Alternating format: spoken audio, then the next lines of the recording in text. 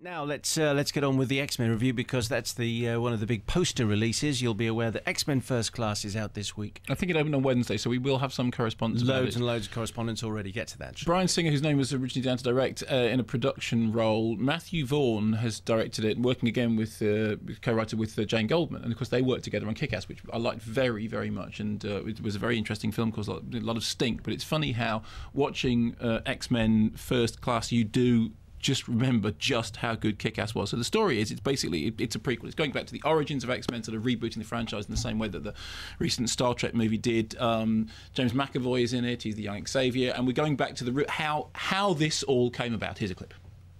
Individuals with extraordinary abilities may already be among us. McTaggart, you really think that some crackpot scientist is going to make me believe in sparkly dames and vanishing men? I didn't really expect you to believe me. One of the many spectacular things my mutation allows me to do is that I can read your mind. Are you going to ask us to think of a number between 1 and 10 now? No, Agent Stryker, although I could ask you about the Jupiter missiles America are currently placing in Turkey. You brought a damn spy into this facility. How's that for a magic trick? Best I've ever seen.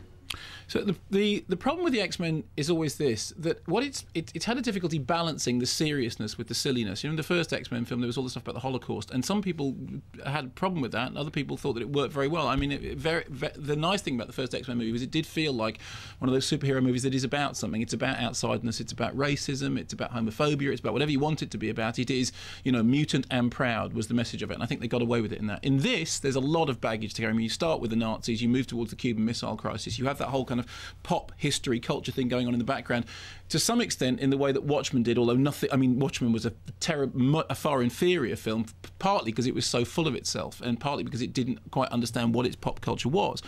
But it's, can you carry all that stuff around with a movie that isn't essentially, in the end, essentially a costume drama about blokes walking around with buckets on their head and women walking around in their underwear? And there's an awful lot of women walking around in their underwear. I mean, is there a reason for that? Is it sort of particularly hot, or is it no? Particularly hot, just for the women.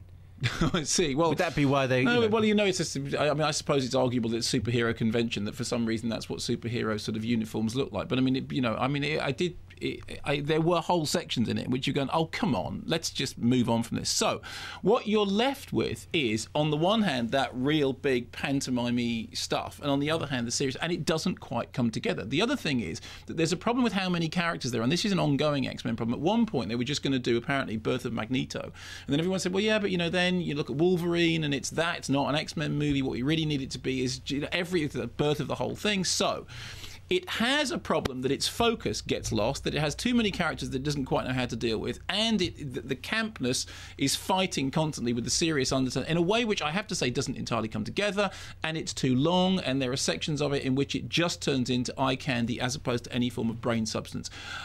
That said, there are things in it that are entirely watchable. I mean, Michael Fassbender is very good. Watching this, it's interesting, because I remember talking to Michael Fassbender and him saying that originally, when he had auditioned for Inglourious, he had actually gone up for the role that Christoph Waltz had gone up for. And watching this, there are occasions when you go, of course, you know, he really would have nailed that role. I mean, obviously Christoph Waltz made it his own, but it was interesting. That was what Fassbender was up for originally.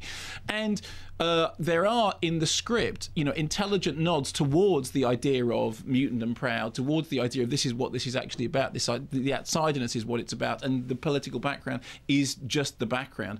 But in the end, I have to say, it's nothing other than, at best, all right. I mean, it's not as bad as the third X-Men film, which I think was Brett Ratner in the end, and really did feel like it was dragging its sorry butt around the cinema.